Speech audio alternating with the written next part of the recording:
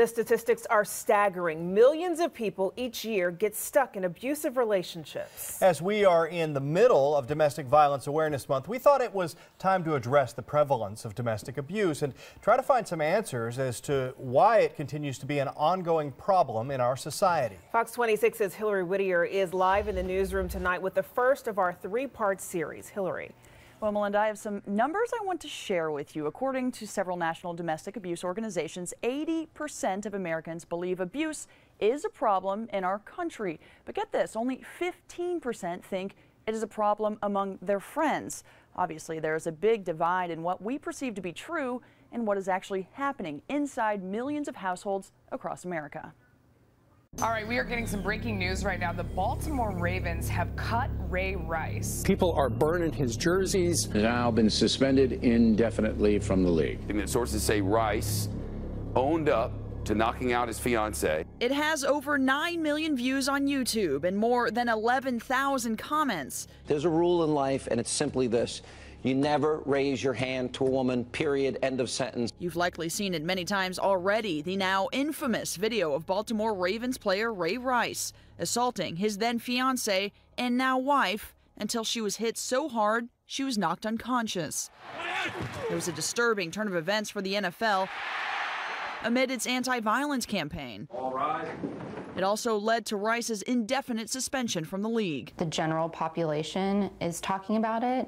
I think for us in this line of work, our work hasn't changed. Like, what are they capable of? Renee Gillespie is the manager of education and training at the Houston Area Women's Center.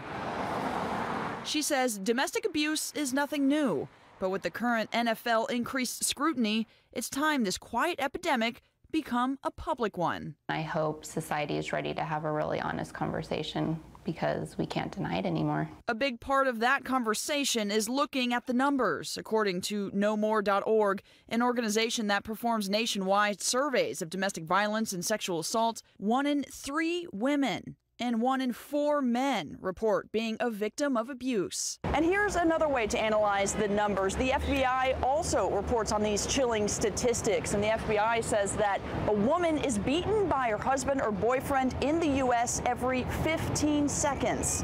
That's right, every 15 seconds. He just hauled off and he just hit me in my face in front of Rosemary. It's the first time he hit me, and he hit me in front of people.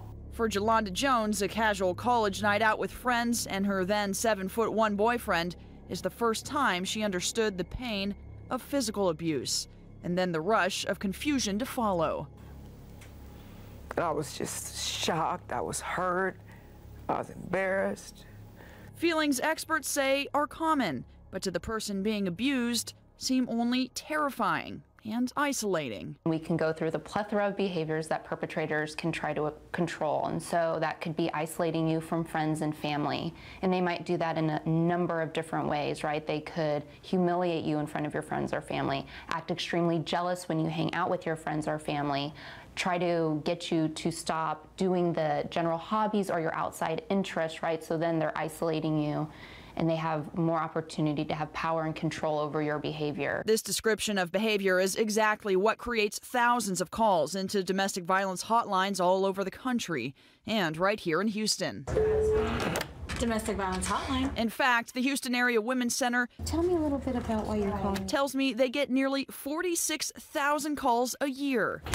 Unfortunately, for many victims, one call just isn't enough, as was the case for Jolanda, who experienced 6 years of mental and physical abuse. How far along was this into the relationship?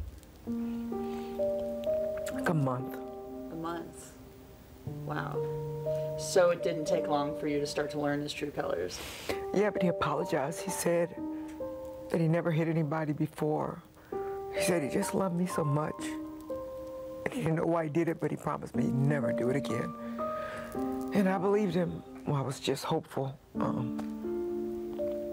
was just hopeful. And it's that hope that kept coming up every time I talked with a survivor about his or her relationship.